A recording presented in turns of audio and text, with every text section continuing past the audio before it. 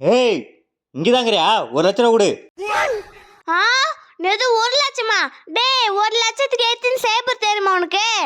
எத்தனை சைபர் தெரியவே தெரியாதுமா எனக்கு. எத்தனை சைபர் தெரியவே தெரியாது. ஆனா 1,00,000 சுலபமா செலவு பண்ண தெரியும்.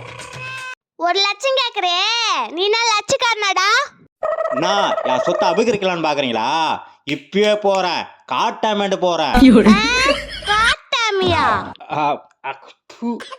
நாட்டாமேண்டு போறேன். நாட்டாமேண்டு போய் என் சொத்தை பிரிச்சு கேக்குறேன். நெது சொத்தா?